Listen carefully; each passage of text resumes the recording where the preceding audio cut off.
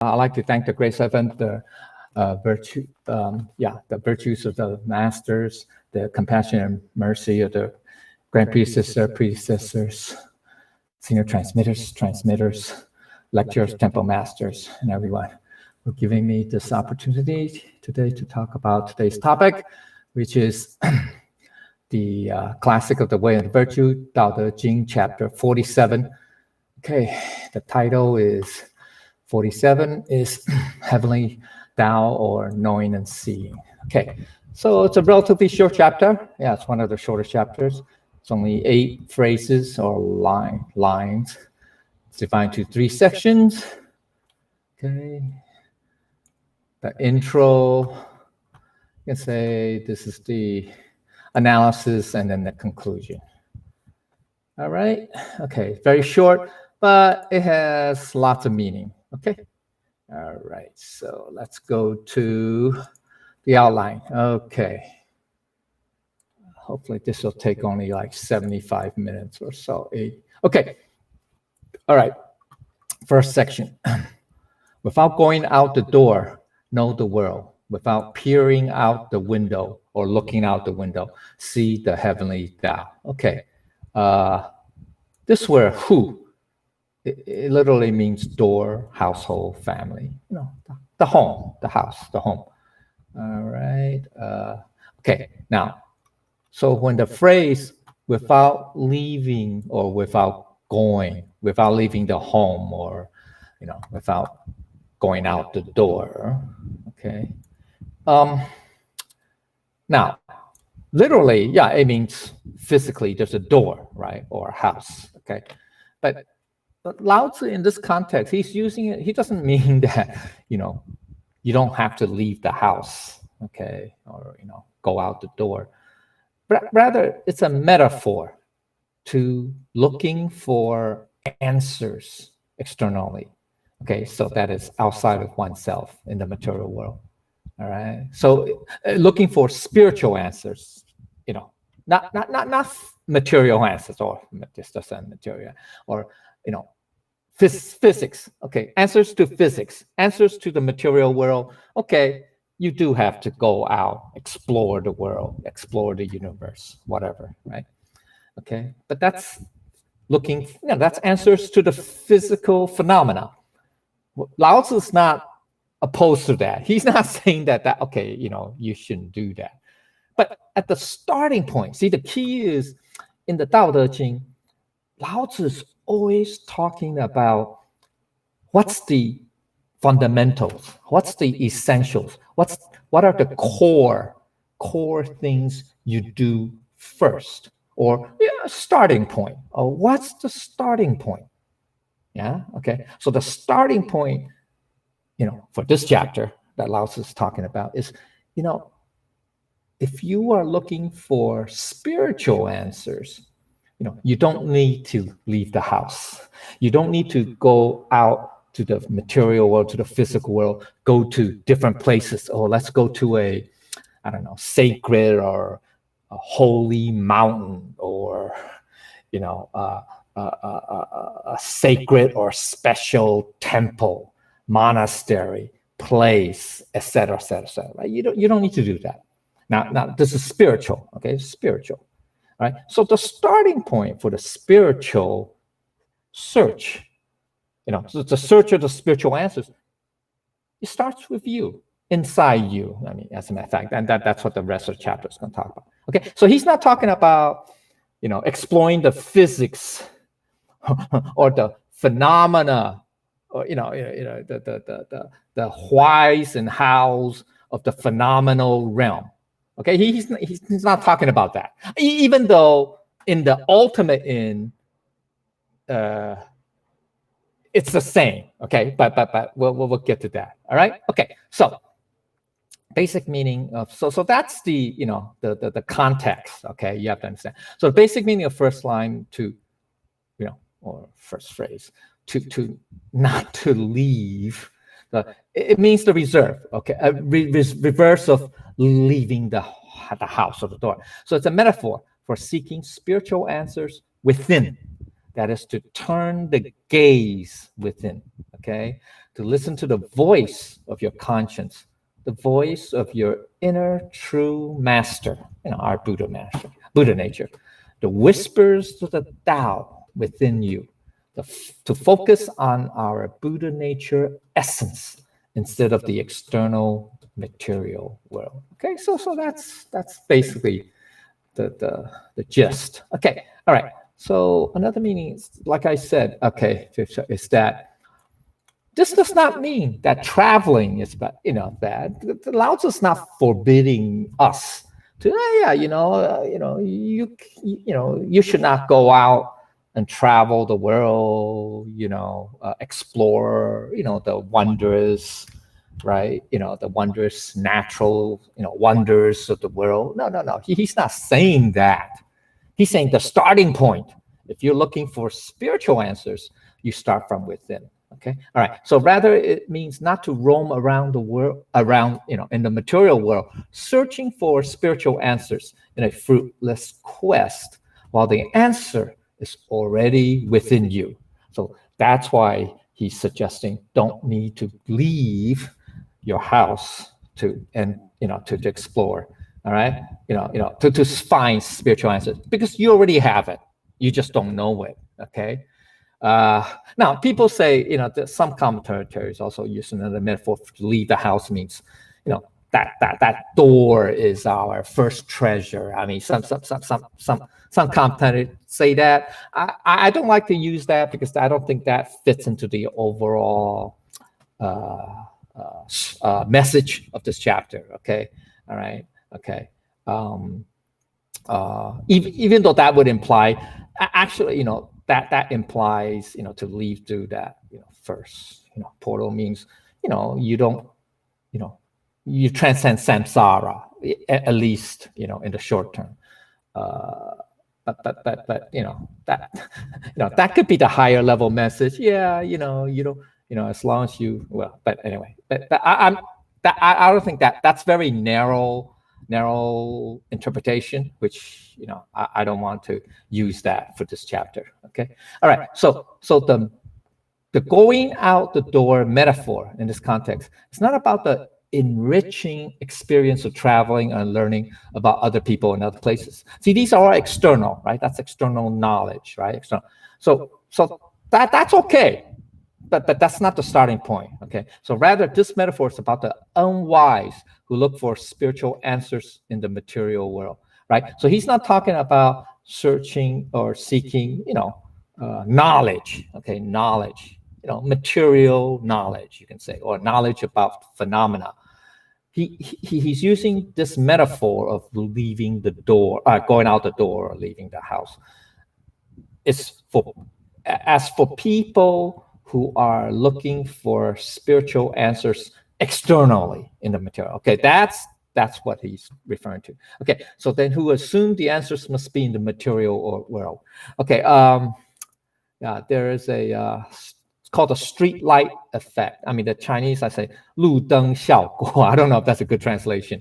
All right, let's briefly talk about that. It's very short. It's used a lot in the social sciences, in psychology, and social sciences, etc. Okay, it talks. It's kind of like sheds the light on street lights. It sheds the light on human nature. All right. Okay. Okay. All right. Street light effect. Okay. Now it's about a drunken man who in a dark of night, who was looking for his lost keys. Okay, I guess keys to the house or something.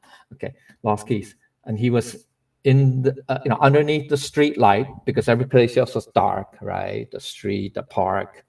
Well, there's a park nearby or whatever. Okay, well, I have to use a park because the story talks about a park. But anyway, okay. So he was searching, something in the lights. He's drunk. Okay, then a good Samaritan, a passerby,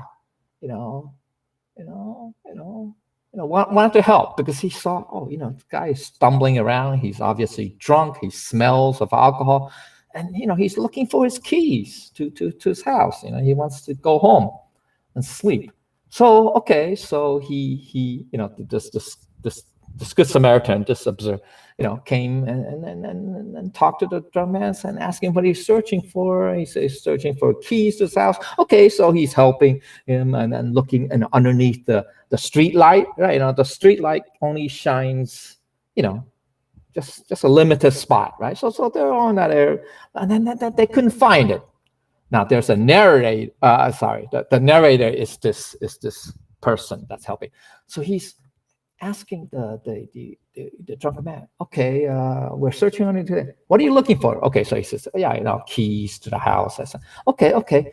And then he finally, they looked all over under the street light. And they still couldn't find the key someplace near the street or a lamp post.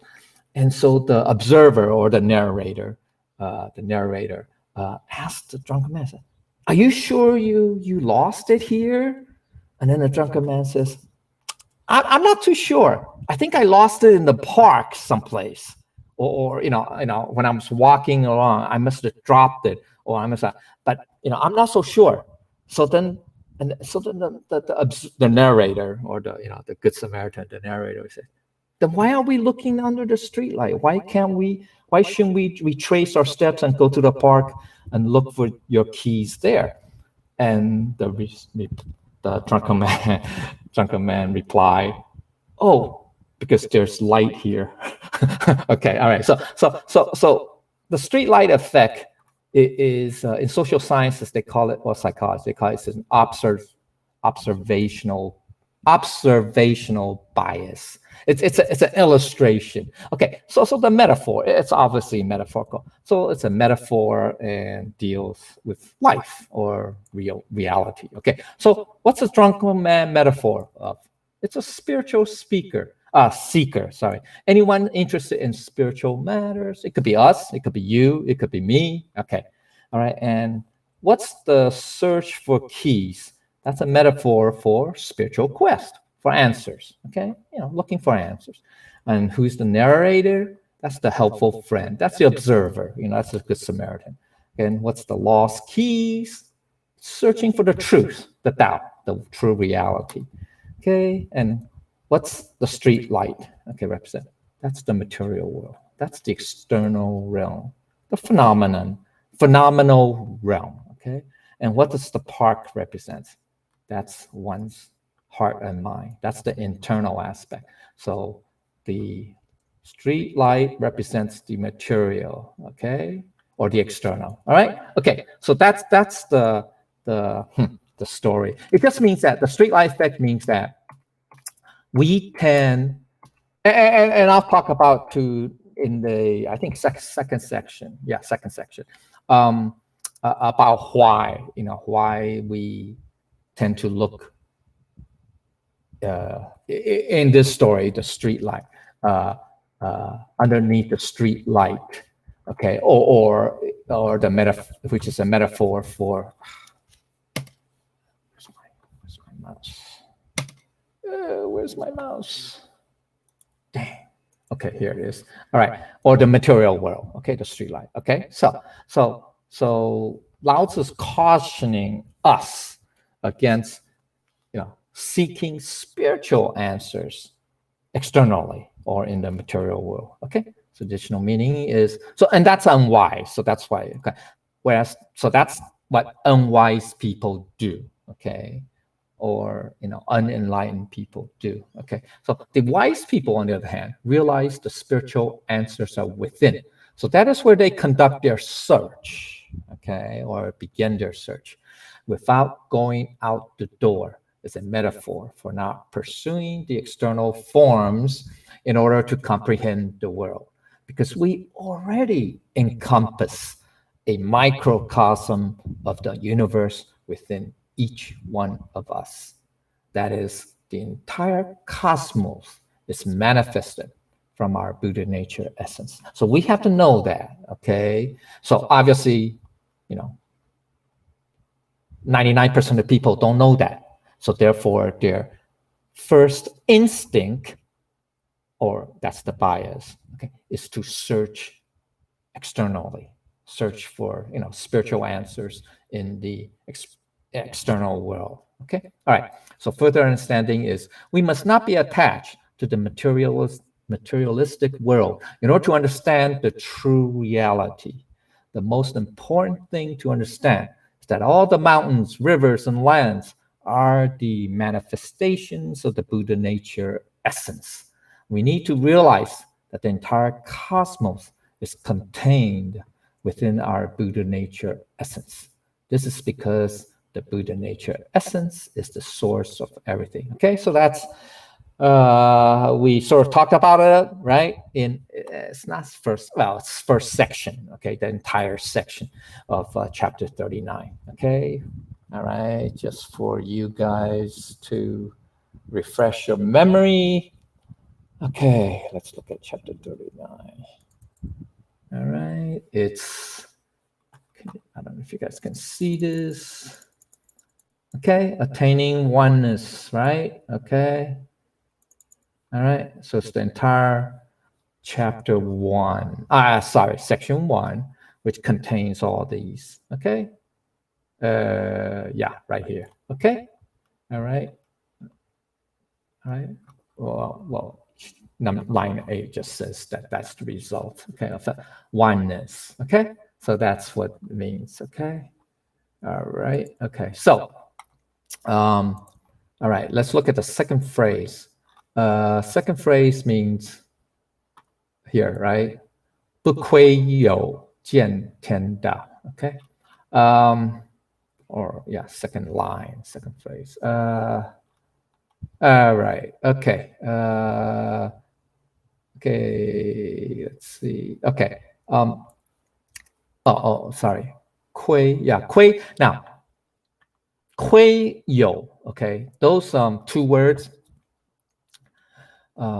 these are ancient words. They're used in ancient, in times. They're no longer used today.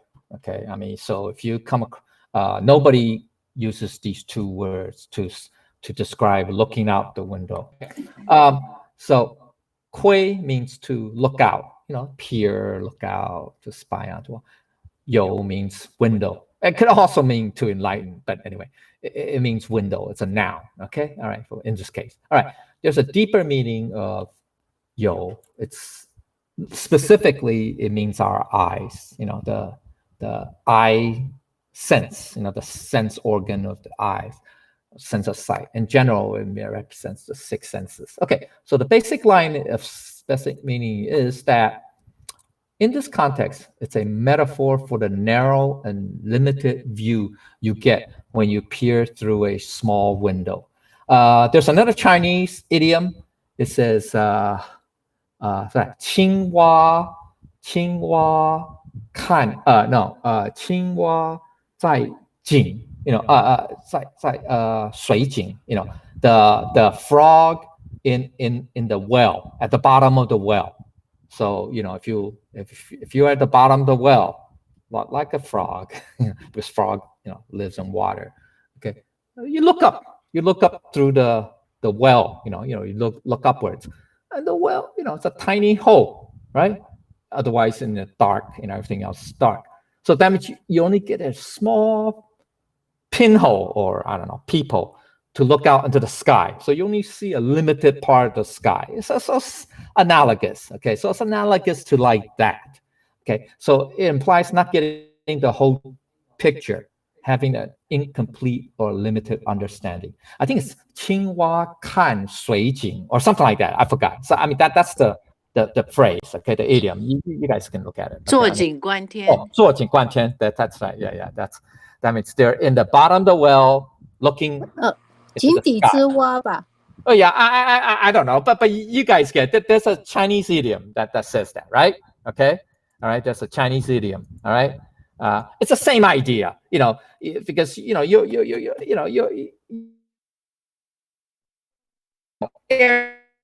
look at. Okay. One love me.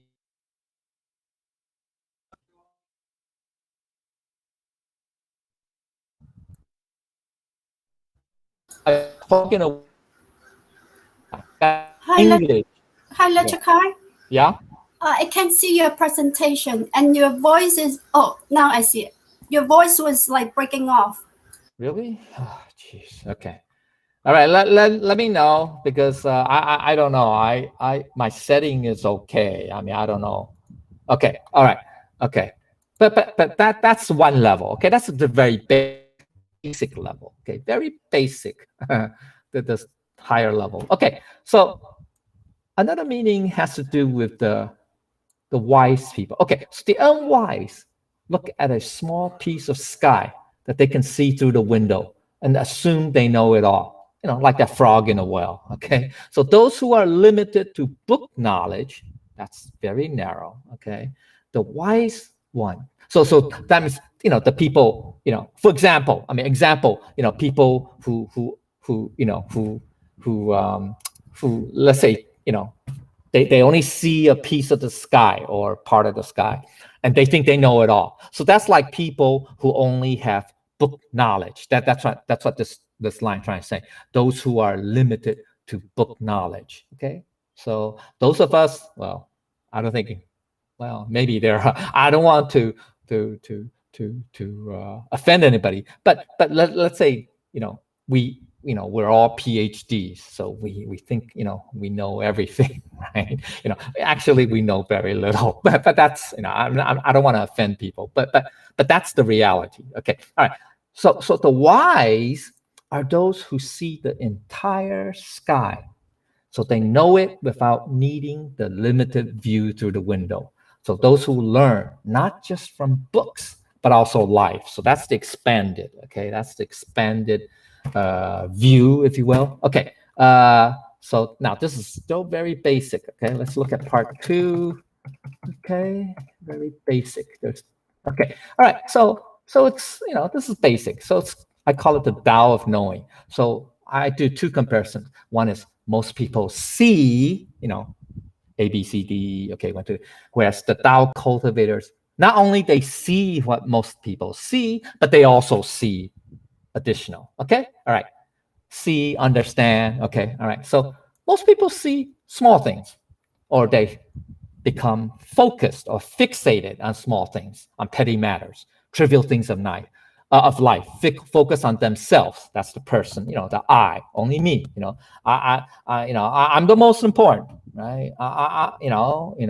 It's only me, right? Me, myself, and I. So it's their little sphere of influence. Whereas the Tao cultivators see not just the small. Yeah, they can see the small, but they also see the great, the expanded view, the overall applicable principle, the Tao itself that applies to any situation, the effect of Tao cultivation in one's life. That is, you gain this grand view, this bigger picture, not just the detail. So another way of, there's a Western, metaphor. They say the small is, you see the tree in the forest, right? You see a tree, just one tree, in a forest of thousands, millions of trees. Okay, that's what most people like to see. Okay, but you're the Tao cultivator, you also see the forest, not just the tree, but the forest, or every tree. Okay, all right. Okay, so most people only see the immediate, right? We're short-sighted, we're short-term. So what is happening now?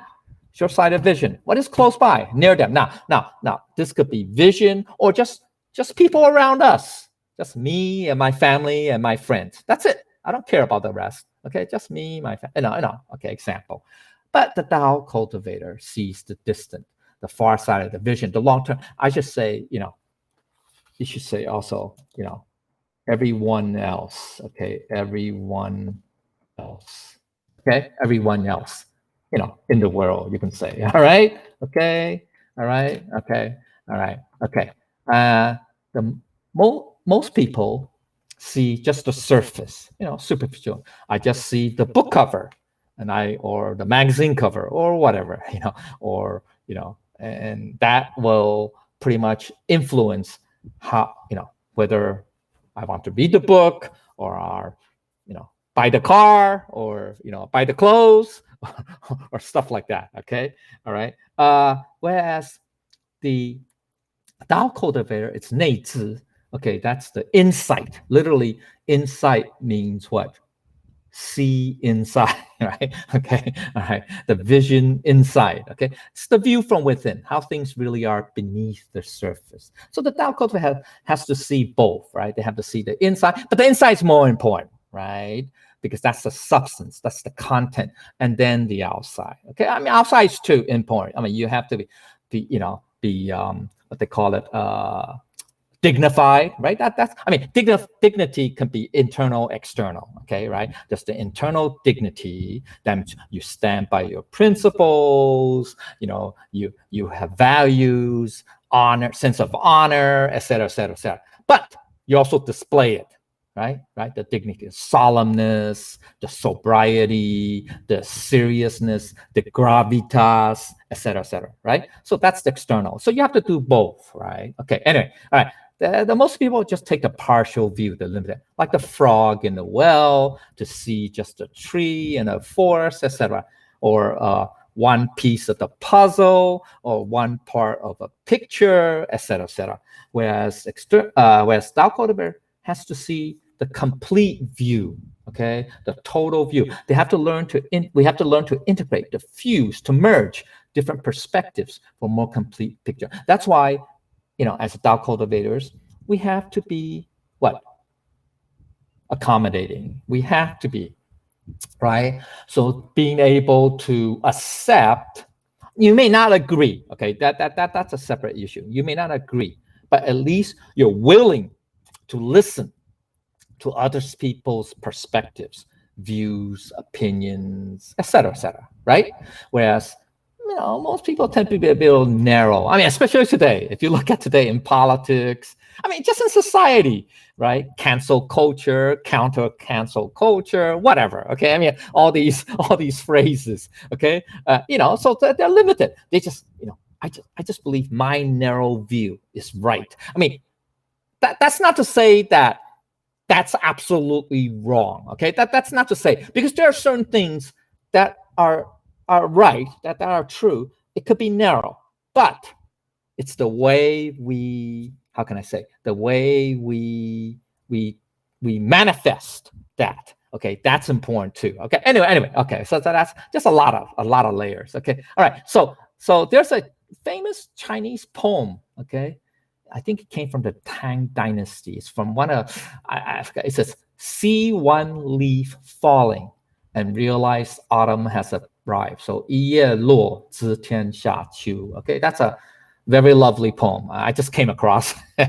Anyway, okay, doing some research. So basically, by observing what is happening in the world, you can figure out what is happening in the world that you are not observing just by that one observation. Yeah, a lot of words about observing. Okay. Anyway, so I just want, this is just the lead in. Okay, it's going to lead into the next session, the conclusion about how this can be so. Okay, so the key that just like at the first section, the first phrase or the first line of this chapter, Lao Tzu says, you start from within.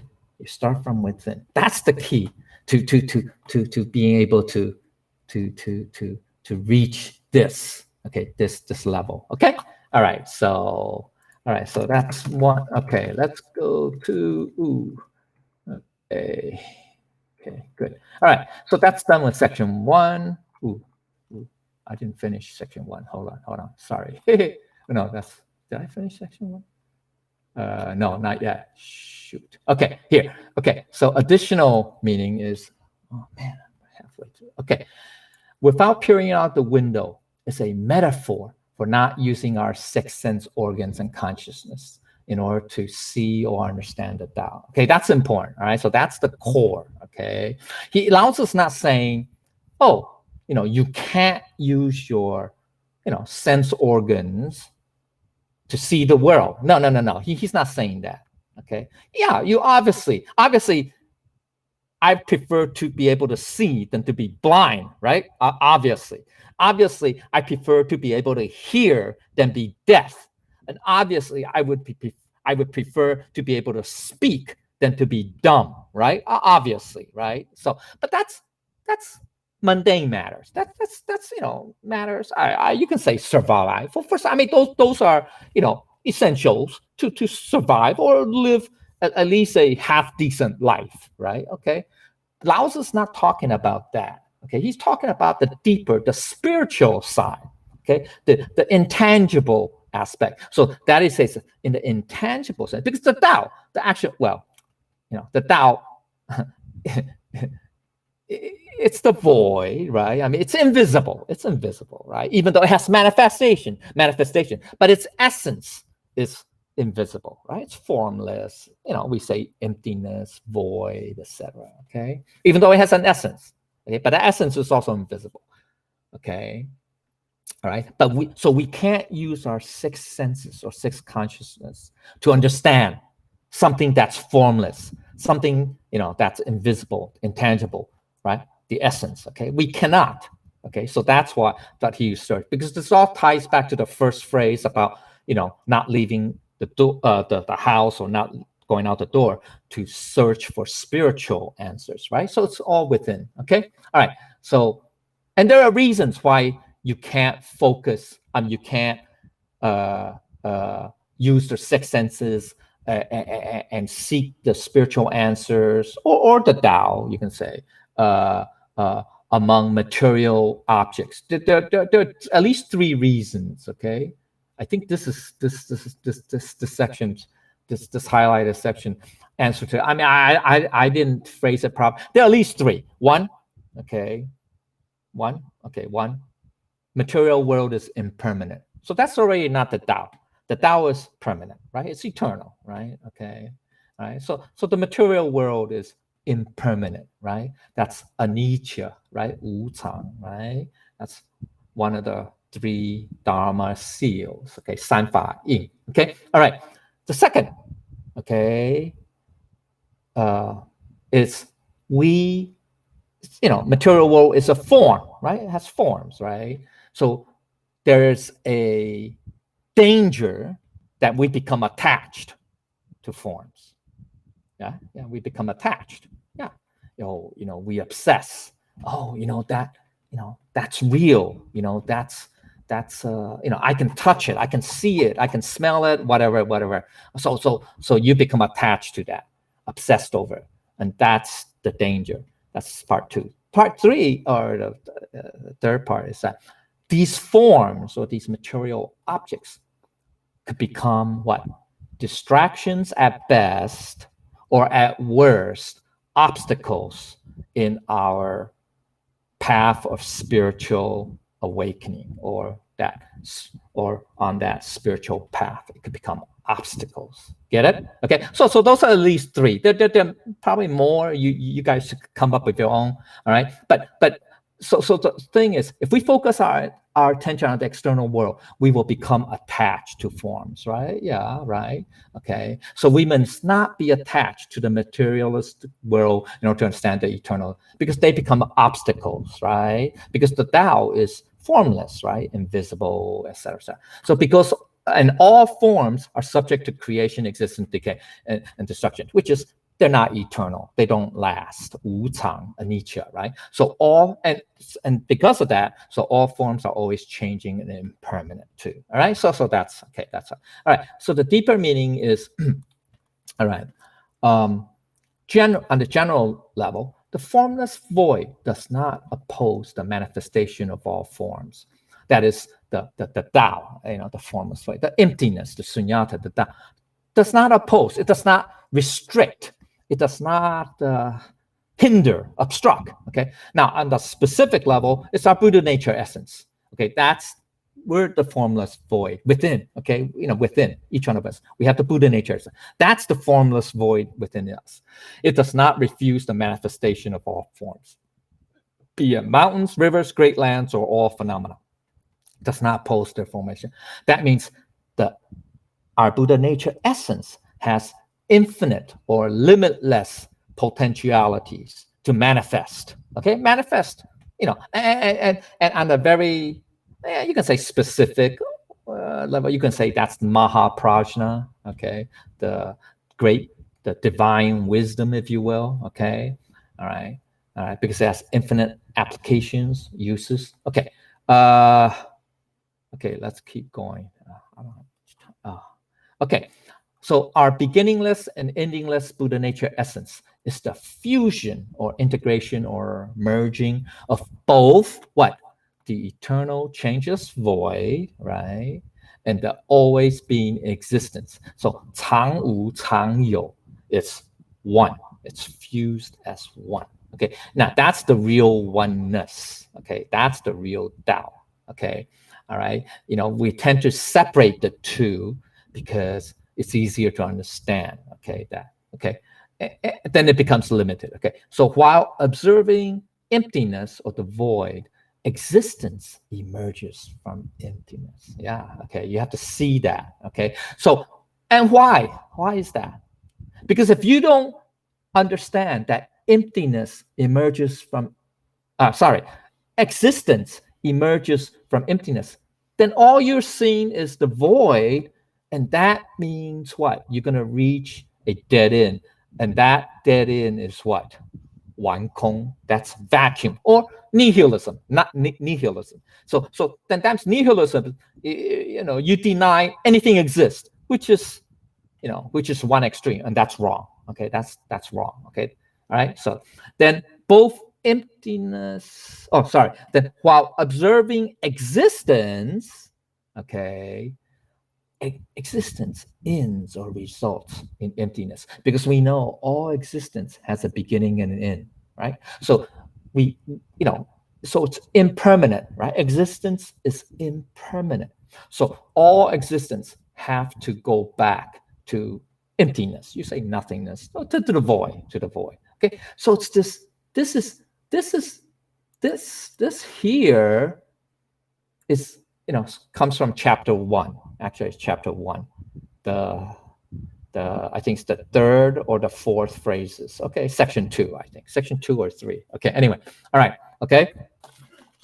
It's actually, it's section 3. Okay, section 3. It's the 5th and 6th lines or phrases. Okay, all right. Okay, so that's the meaning behind that. Okay, so both emptiness or the void and existence are fused, integrated together. It is always in existence and always the changeless state that's eternally changeless. Okay, that's the oneness. Okay, the one. Okay, all right. So the nothingness, or we say emptiness, and existence, you can say they coexist. They coexist, even though existence has a beginning and end. All right, so we have to know that. Okay, so as long as we are willing to pursue the answers from within our Buddha nature, all the answers are there. On the other hand, people are always searching for answers in the material world because they think it's the easiest to look there. So that's, maybe I should put down, say, that's the street light effect. Okay, that's the street light effect. Okay, that's what it is. Okay, all right, that's the street light effect. Okay, all right, okay. So the key point is this. Oh, I'm still in section 1. Okay, our bodies are a microcosm of the universe. The external world is the macrocosm. Okay, 一个是小天大天. Okay, both are linked though. Okay, both are linked. So there's no need to seek the answers externally. So if you know within, you know your microcosm, then you'll know the macrocosm. Okay, so within each of us, there's already a heaven and earth, which is manifested by our Buddha nature essence. You know your Buddha nature essence is the source of everything. So you know everything and could see the Tao within you. Okay, so that's the key. So that's why the starting point was within, right? You don't need to search outward. Okay, all right. Okay, now let's go to the middle section, section 2. The further one goes, the less one knows.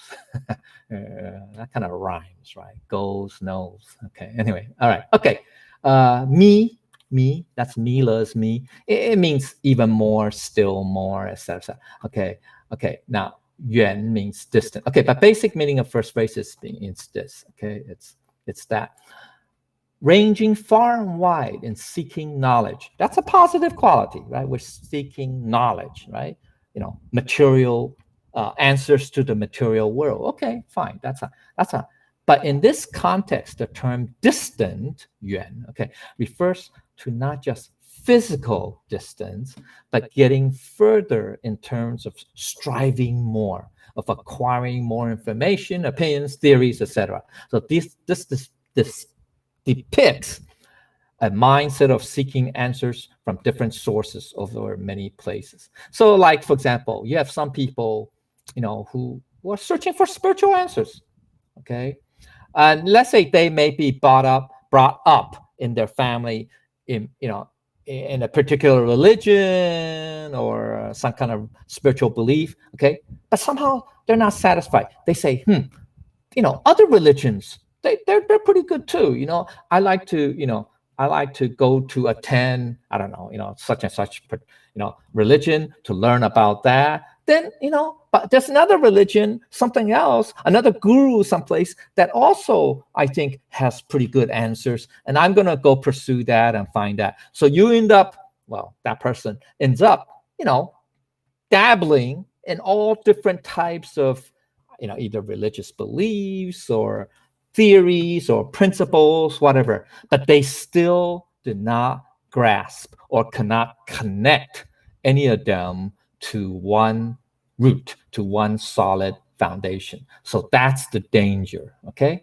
So we have to find the root, the gun. Okay, the bun. You can say the bun. Okay, the root. You can have one root or one trunk. I use the analogy of the trees, but multiple branches and leaves. Right. So you can't just look at the leaves and the branches and think that's it. No, you have to go to the root. All right. Okay. The root. All right. Okay. So that's the Tao. Okay. So another meaning is this is what many people do, but it can be counterproductive when the emphasis is on gathering a large quantity of information rather than the best possible, most accurate, or the quality of information, which is a negative quality, right? You just have quantity, okay, not quality, okay, not the root. So people often mistake having a large quantity of information as representing actual knowledge, okay? So you have to be careful, right? So quantity does not mean quality, okay, or even the truth, okay? All right, so the more we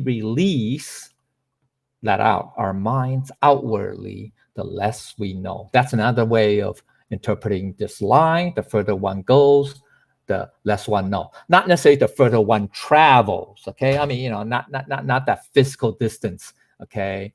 All right. So conversely, if we are able to focus more inwardly or gather back the mind in, focus inward, gaze inward, we will know more, okay? Spiritually, okay? This is spiritual, okay?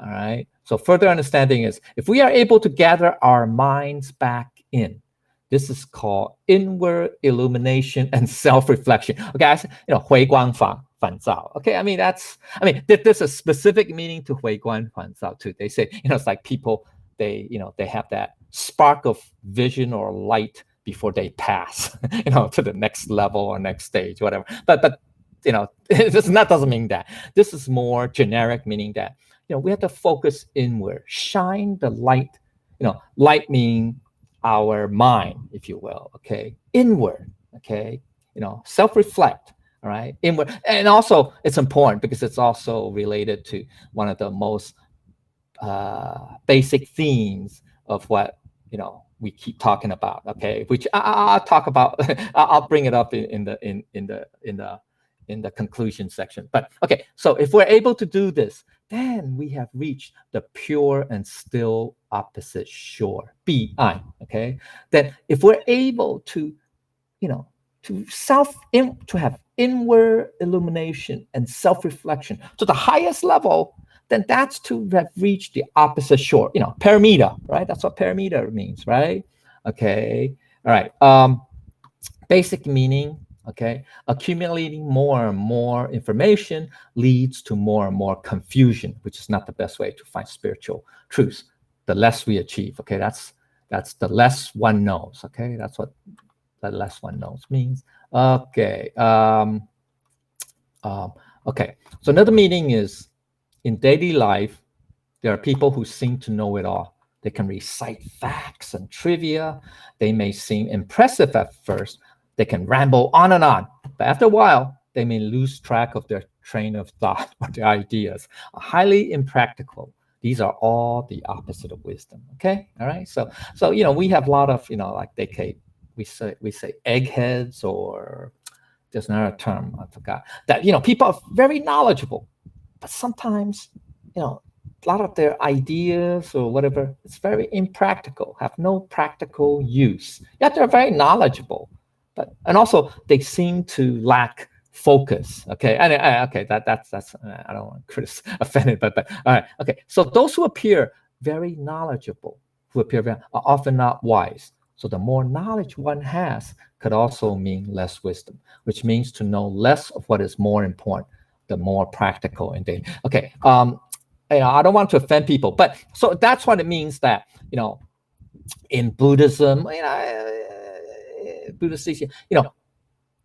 Buddha did not stress as, you have to have a PhD or a multi-level PhD or whatever in order to gain enlightenment or gain wisdom. That's why Buddha never said that, never stressed that, right? Never, have his disciples, you should read all these, these high level, I don't know, books, sutras or whatever, and to achieve wisdom. No, that's not the point, right? That's not it. All right. So that's what it means. So actually knowledge is just external. It's all external stuff. Okay. It's not the core. It's not at the core. Okay. All right. All right. So that's why it's, just because you have a lot of knowledge, you could have, I don't know, 1 million PhDs, doesn't mean that you're any wiser. Okay. All right. All right. So typically, it is very easy to outwardly release our minds. I mean, I translate it. It means to focus outward, okay? To be influenced externally.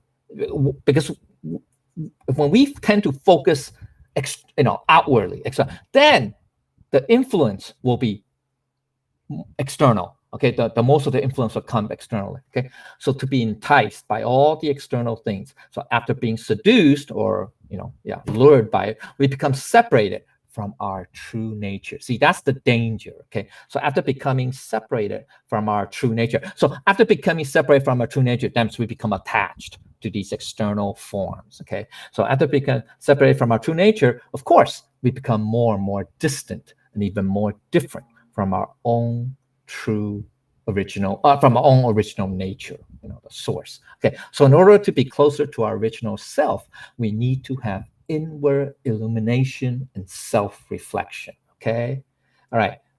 Deeper Lam sentence. So we need to be able to illuminate inwardly and self-reflect. To be able to have inward illumination and self-reflection is the same as turning back to the shore, beyond, okay, to a pyramid. As long as we can illuminate inwardly and self-reflect, then it is already being together with our own self-Buddha nature. Okay, that's the being at one with our Buddha nature. Okay, that's why. All right, okay. So generally, as our minds focus outwardly, then we become sentient beings. That's called being a sentient being. Okay, it's when we focus outwardly. Okay, but if we focus inwardly, we could achieve sainthood and Buddhahood. The more we strive externally, okay, the less we achieve internally. So that's another, you can say, phrase of this phrase. Okay,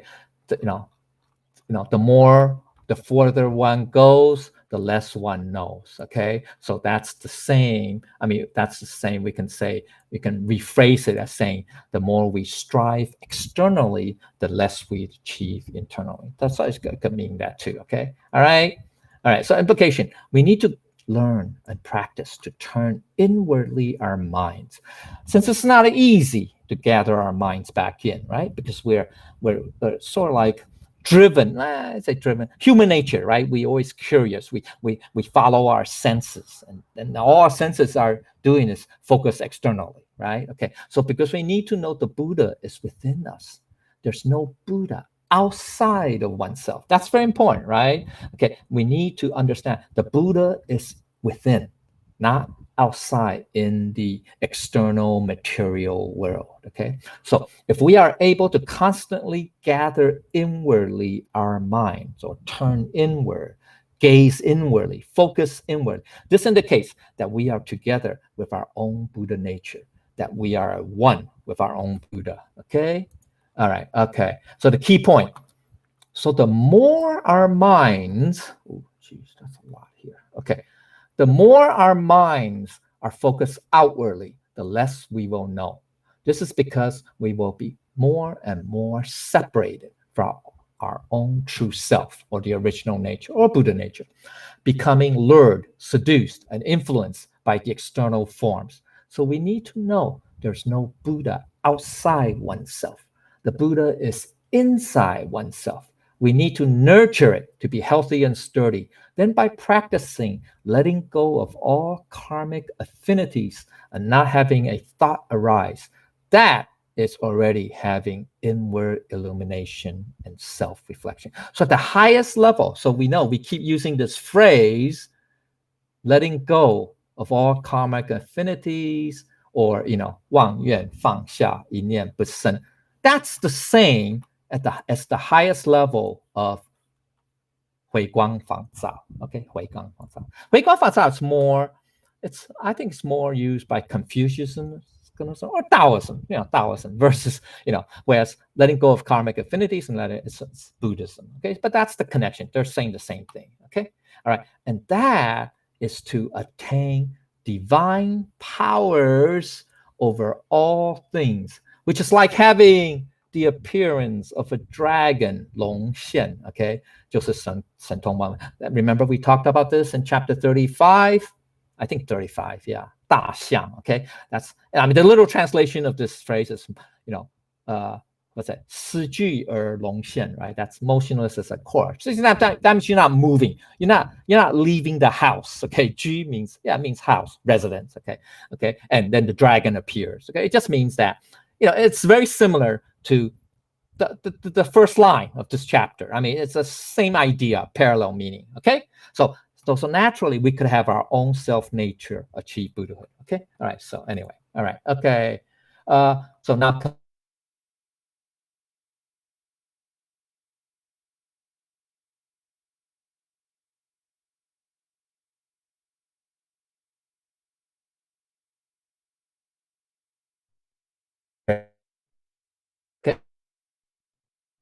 Okay. Okay. So therefore, the sages also knows without going, without leaving, without moving around, right? Okay. All right. Okay. That's what the literal meaning. Okay. So the sage. Okay. So that means all the enlightened beings, but it also means it's our Buddha nature essence. The Buddha nature essence knows everything. It doesn't have to go anywhere, right? It doesn't have to go anywhere. Remember the very first section I talked about earlier, that there's a microcosm within ourselves, the universe is within our Buddha nature. Yeah, that's why. Because our Buddha nature, in essence, just encompasses the entire cosmos. So therefore, it doesn't have to go anywhere. Right? It doesn't have to go anywhere to know things. It already knows. It's it. Okay. All right. Okay. So that's enough. Okay. So the basic meaning is wisdom. We could talk about wisdom too. Wisdom is not tied to a wisdom is not tied to a particular area. That's what I meant.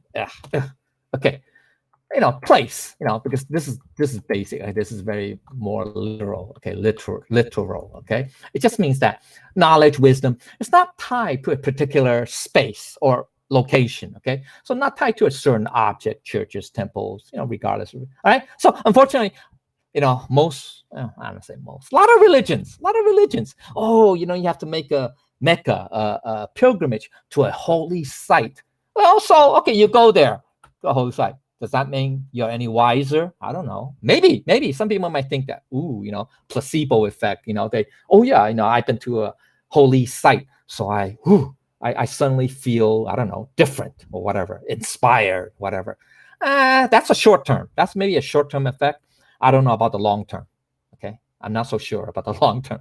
Does that mean that you're going to be wiser for the rest of your life? Not so sure. Okay. Anyway, all right. So another meaning is the first character. This is the first characteristic, by the way. Okay, of a sage, enlightened being, is to have knowledge without focusing externally. That is to go to distant places because they are one with the Buddha nature. All right. Okay. So because the cosmos is encompassed by Buddha nature. So if you are one with our Buddha nature, you know the entire cosmos. Okay, so a sage knows without action. How's that possible? Because the sage is already fused, integrated within his true nature, his Buddha nature. Okay, although without taking any action to do anything, a sage will know all matters and their transformation, developments in all various places. They will know all. Yeah, although they don't have to do it. Because what? The entire cosmos is contained within the Buddha nature essence. Okay, deeper meaning. Okay, here's a deeper understanding. Confucius once said to his disciple, Zigong. Okay, this is Zigong's title. His real name is, I think, Duanmu Ci. Duanmu Ci. I think that's the pronunciation, right? Duanmu Ci. Okay, that's his name. It's his birth name. Okay, that all his knowledge came not from his memory of things he learned. This is Confucius. Okay, Confucius speaking to Zigong. Okay, but rather from the all-pervading unity, which is the oneness, being at one with your Buddha nature essence. Okay, okay. So the actual quote of it. This is one translation. The quote does. The master said, "You think, I suppose, that I am one who learns many things and keeps them in memory?" Zigong replied, "Yes, but perhaps it is not so." "No," was the answer. "I seek a unity all-pervading." Okay, 此也如以序为多学而视之者与. Okay, then 对, okay. This is in the Analects. Okay, book 15. Okay, 为令公 chapter 2. You guys can read that. Okay, look it up. So basically, Confucius is saying, similar to what Buddha is. I mean, what were we saying? Okay, that Confucius saying that all that knowledge did not come from some, that him remembering all the books that Confucius previously read or all that stuff. Okay, but no, it came from the Tao. Yeah, it said the unity all pervading, or the oneness. That be more precise, more specific. The oneness of his Buddha nature essence of being at one with his Buddha nature essence. Okay, that's what basic this means. Okay, all right. So the higher thing is that the cosmos. Okay, the entire cosmos is within us. So we need to be able to illuminate inwardly and self-reflect to inspire our own Buddha nature. And after inspiring it, we will enter into its state more and more. That is the state of the Buddha nature essence. Okay, in Sarangama Sutra, they say 常住真心. Okay, to be at the at one with the permanent true mind, okay, or essence, okay, all right, okay, and the deeper we enter into that state, we can become sages, okay, or enlightened beings. So when we become a sage, it is just really our own self, just our own Buddha nature. So that's why the Buddha nature or Buddha nature essence is also called a sage. The enlightened being. Okay, it's not just the being, the physical person, the sage, but it's the Buddha nature. Okay, all right. So the sage is just ourselves, just us. We could become a sage by ourselves. We don't need to rely on the external phenomenal objects, right? Okay, get it?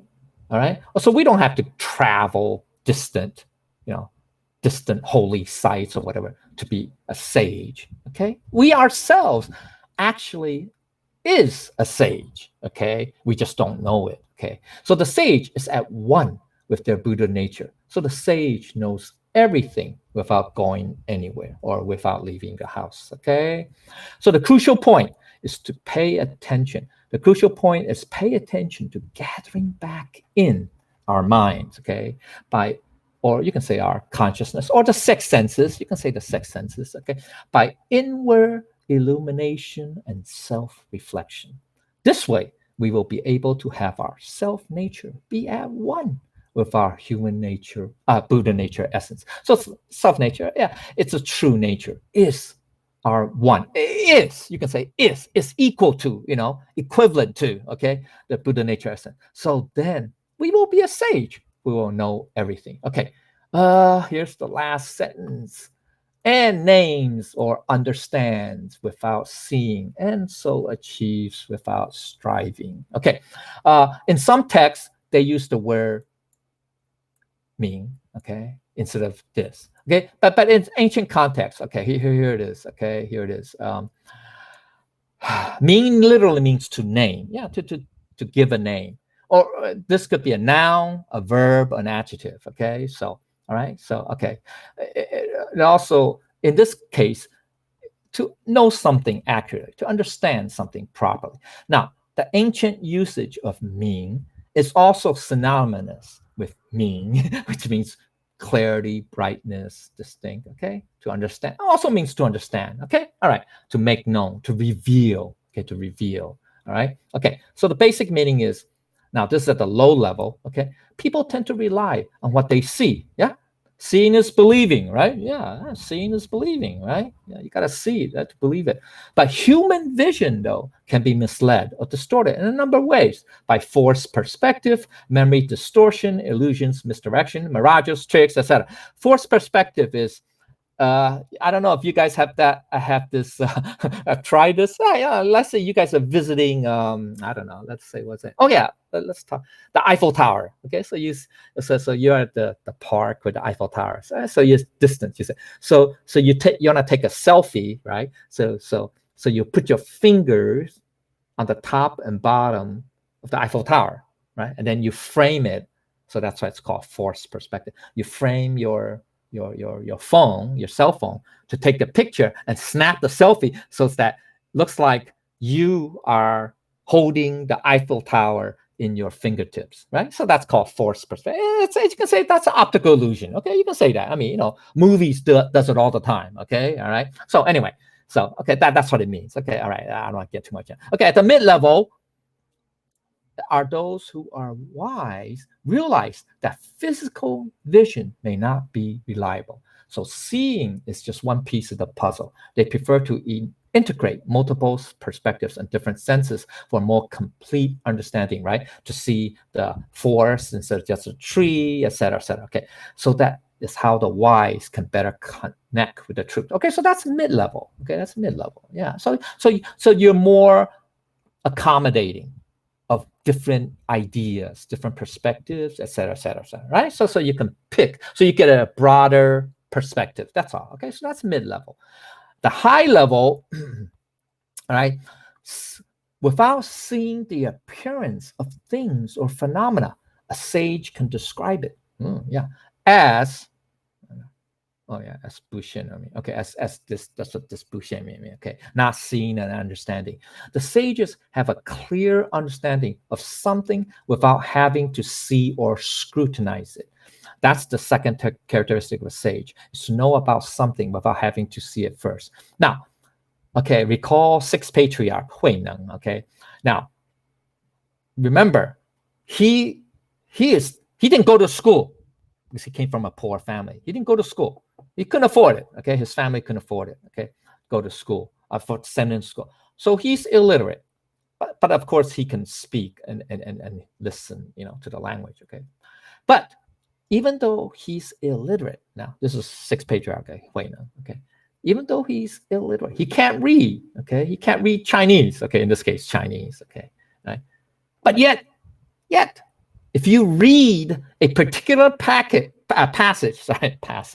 from any of the sutras, be it the Diamond Sutra, the Avatamsaka Sutra, Surangama Sutra, Lankavatara Sutra, Vimalakirti Sutra, Mahaprajna Sutra, whatever sutra, Heart Sutra, whatever, you read a passage to him, and guess what? He can explain it. Ooh, yeah. See, so that should give us hope. Those of us who can't read Chinese or English or whatever, English or any language for that, there's hope. There's hope. We can understand it. It's what our Buddha nature can understand it. Okay, that's why we have to rely on Buddha nature. Okay, not on our conscious mind. Yes, initially you have to use your conscious mind a little bit, unfortunately, because that's the way we are. Okay, that's what human nature is. Okay, you can't leap from nothing to everything or something like that. Rome was not built in a day, right? So anyway, but that's Huineng. Look at that. I mean, so that's proof, evidence that if you are 100% reliant on your Buddha nature essence, you know everything. Well, in this case, he knows all the sutras, even though he hasn't read them. He's never read them because he's illiterate. That's pretty interesting, huh? Okay, there's a story. Sorry, take too much. I'm gonna. Okay, there are key points here. You guys can look at. But I want to get to point 3, which is the characteristics of a sage. Okay. Wow, that's a lot, man. Okay, line. Let's skip this because we're already having time constraint. It's here. It's here. Where is it? Second stage. No. Damn. Okay. Yeah, it's under here. Sorry, it's under. Yeah, here. It's here. It's part of this. Okay. So right, what's this? It's this. Shoot. No, it's not here. Sorry. Yeah, it is there. Yeah, okay. It's under the names understands without seeing. Okay, that links corresponds to line 2. Without peering out the window, see the heavenly Tao. Okay, 不窥有见天道. Okay, so ancients were the first to demonstrate how one could know far more about the world from simple. Okay. Let's skip that from the narrative. Let's talk about Huineng here. Okay, so when the 6th patriarch, okay, became enlightened, he said, right? He said, how unexpected or how marvelous or unexpected that self-nature is able to produce all dhammas. 何其自性能生万法, right?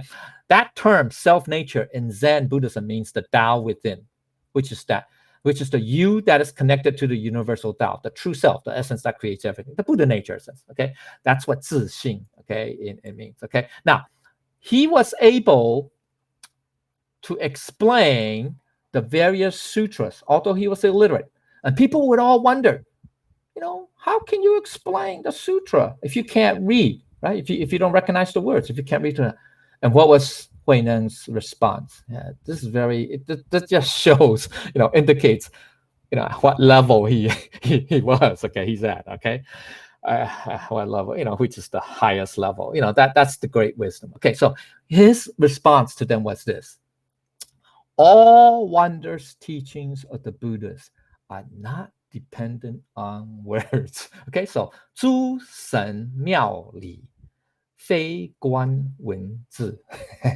So that's wow. I mean, that's wise. I mean, that's what true wisdom is. That's an indication of true. So what it means, what the implication is that the wondrous teachings, all the 妙法, well, you can say 妙法, okay, all the wondrous teachings are dependent on understanding the self-nature or the Buddha nature.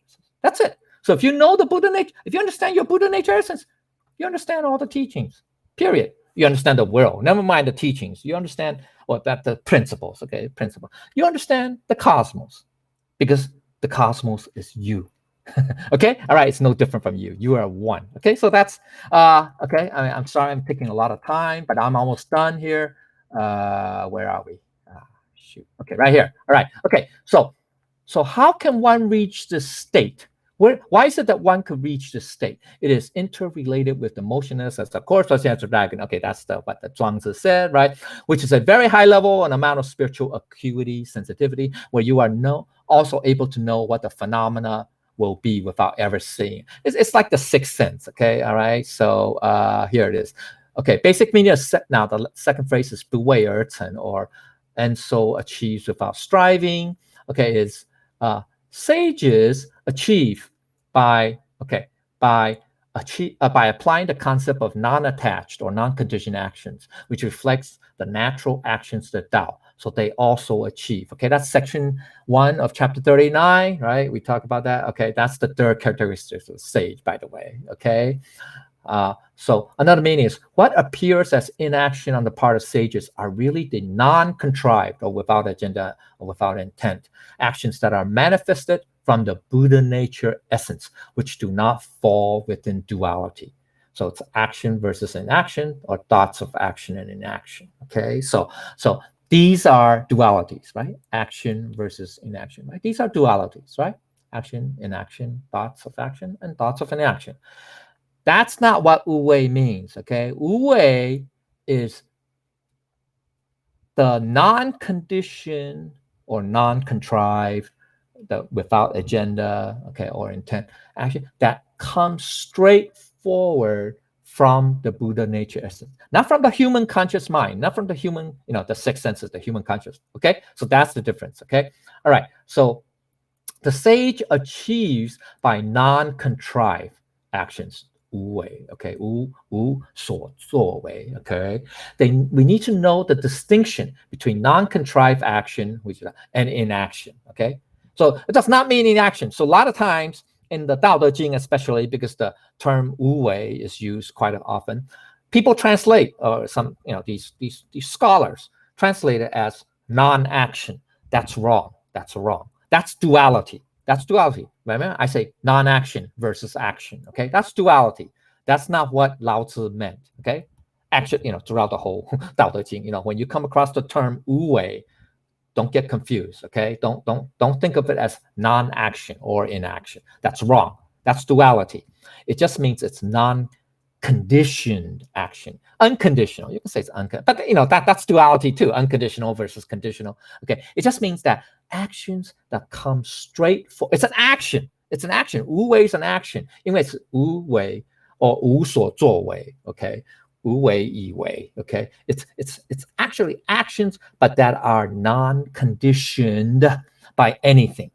Okay, it's just actions that come straight forward from our Buddha nature essence, or you can say from the conscience or stuff like that. Okay, all right. Okay, so generally speaking, when we speak about the contrivance, about with contrivance, is to have an intention to do something, right? Which is having a thought of doing something, right? That's what the intention is. Having the intention to do something falls within duality. That's existence and non-existence. Okay, while the non-conditioned action is non-contrived, without intent, which comes from the Buddha nature, so it does not fall within duality. Because why? Buddha nature is non-duality, right? It's what? No beginning, no end, right? 不生不灭. Okay, all right. Yeah. I don't know, I get mean. Mean just means free of ignorance too. Okay, that's not mean. That's not this is long. Okay, we're almost finished. So this ability to describe phenomena before they appear is like an aspect of a sixth sense. People say, "Ooh, you have a premonition, right? You have, you can tell the future. You can see the future." Okay, so it belongs to part of the supernatural power of premonition. It's a transcendental power, like see the future, right? Just know the future. That's one of the six transcendental powers. Okay, all right. So the non-conditioned action, or the non-contrived without intent, and an action are really a duality. So we have to be careful, okay, of when we talk about what non-conditioned action is. We should qualify. We should understand that non-conditioned action, what Lao Tzu meant by non-conditioned action is straight from our Buddha nature essence. Okay, not subject to the conditions. Okay, so that's okay. So we got to be careful. So non-conditioned action and action without agenda is action after it is done, does not remain in our thoughts. So non-conditioned action just transcends. Okay, that's what I mean. So we have to understand what non-conditioned action means. Okay, it's not duality. Okay, doesn't fall into that duality of action versus inaction. All right, okay, because it does not remain in our thoughts. Okay, it's not done through our sixth consciousness. Okay, all right. So the higher understanding is we start from our non-conditioned self of the Buddha nature. Yeah, the Buddha nature is non-conditioned. Remember, it's uninfluenced, it's undefilable, it's 如如不动. All right, that's one of the four qualities of our Buddha nature essence. Right. So then, whenever things are done, they do not enter into our concerns about gain or loss. Our mind, our human conscious mind, they do not enter into our impermanent mind. Okay, so that's the test. If that's a truly non-conditioned action. Make sense? Okay. So if after you did something, after you did that, and then you still thought about it, it's still in your mind, then that's not a non-conditioned action. Okay, makes sense? Okay, so a non-conditioned action is if you did something and then somebody saw you do it and then they ask you about it, you say, I don't remember. I don't know. Then that's non-conditioned action. Get it? That's because you don't remember. It's not in your mind. It's gone. It's done. It's past. Right? Okay. All right. Okay. So that's an example. All right. Okay. So we're getting there in. Okay. Take 9 minutes. Okay. So all the actions taken for all things are non-conditioned actions, are whatever actions we took that the Buddha nature itself would do. Okay. Yeah. Not the conscious mind, not the human nature mind. Okay. So that's very important. All right. So human nature mind, you think about it. You have, oh, I should do it or I shouldn't do it. Then that's with intention, or you can say contrivance. That's striving. You can say, oh, I'm striving. Now, in the beginning, remember we talked about chapter 39 and 38 on high virtue, low virtue. Remember all that stuff? High virtue, low virtue. What's that? High righteousness. Well, there's no low righteousness, but just high righteousness, high what's the term for etiquette? I mean, it's okay. Those levels, right? Those different levels. Chapter 39. Okay. Sorry, chapter 38, not 39. Sorry, chapter 38. Right. It's about high virtue, low virtue, high benevolence, right? High righteousness, high propriety. Right. Remember all that. Initially, yeah, we have to be reminded. Yeah. So it resides in your consciousness. But the higher we get, the more we practice, the more it becomes part of you. It no longer remains in our conscious minds. It's like becoming natural. That's called natural. Becoming natural, meaning becoming really more like our Buddha nature essence. That's what it means by becoming natural. When we say, oh, that's natural. That's natural really means not natural with respect to human nature. No. That's duality. That's still duality. To Lao Tzu, that's not the highest level meaning of natural.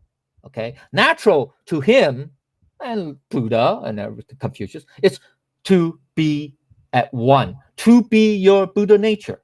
Be your Buddha nature. Be that conscience. Be that voice of the Tao. Okay, that's what it means. Okay, all right.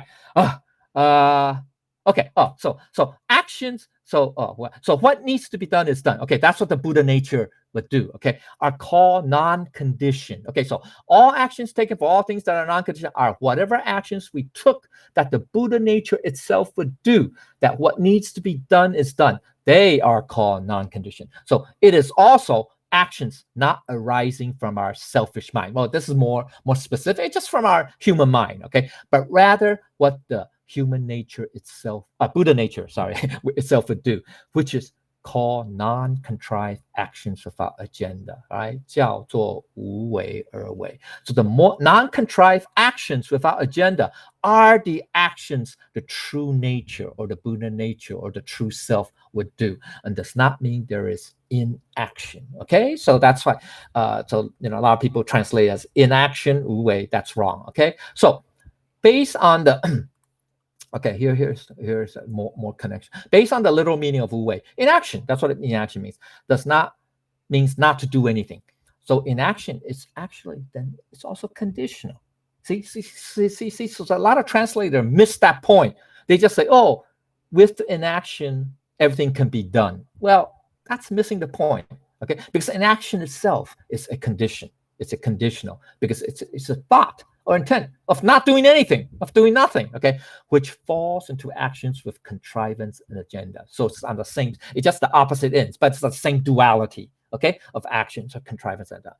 So that intersects then with our own concerns or mindset about gain and loss. That's the human mind. So that still falls within the realm of the human mind, which is wrong, okay? So there is a connection, all right? So what are here? Okay, so there is a connection. So do not fall into that point of view, the condition or dualistic view. Okay. Whereas here's the counterpoint. Okay, so whereas the non-conditioned actions without agenda are the actions manifested from the Buddha nature, when taken, are able to achieve, whereby being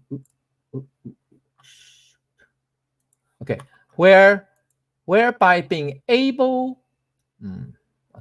whereby being able to gather in our minds, that is from outward focus to inward focus, is to inwardly illuminate and self-reflect, is to have reached the pure and still opposite shore, is to enter into our true self nature, Buddha nature essence, okay?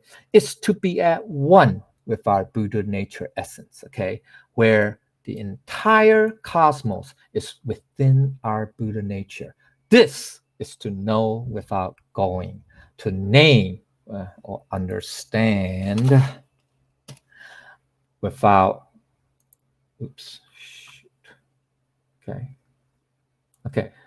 without seeing, to name or understand without seeing, or to know, you can say know, okay? But once to know without going, to name, understand without seeing, to achieve without contriving.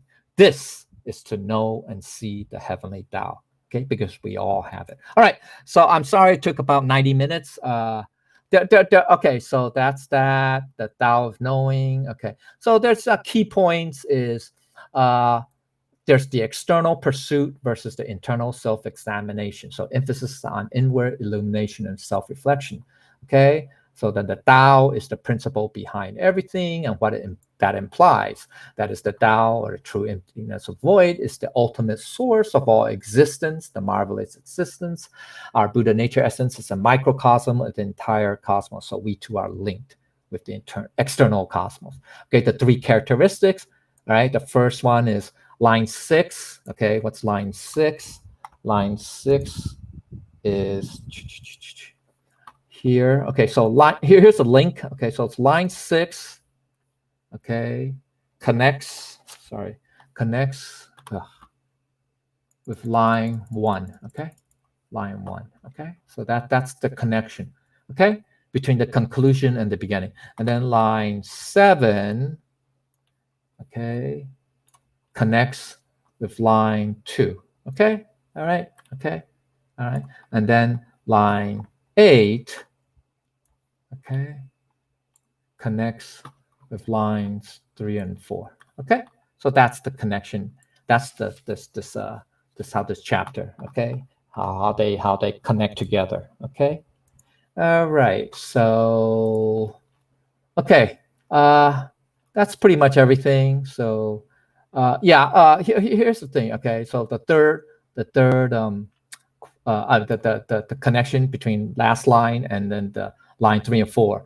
This is the further one goes means not just distance, but the more you do or the more you strive. The less one knows means not just less understanding, but the less you achieve. So lines 3 and 4 can be rephrased as the more you strive, the less you achieve. So in order to achieve, we must practice non-conditioned actions, okay, the wu wei, okay, not inaction, okay, and that's composed of two key parts, okay, which is the wu wei, or non-conditioned actions, or whatever, or non-attached actions. It means you have no self. It's unselfishness. There's no ego, no I, okay, no ego, and you have to approach a situation without prejudgment on right and wrong. 无是非, 无是无非. Okay, all right. Okay, so that concludes this chapter. There are things that I did not say correctly or wrong. I asked for the Buddha's and Lao Tzu's guidance and everybody else's correction. Okay, thank you, everybody.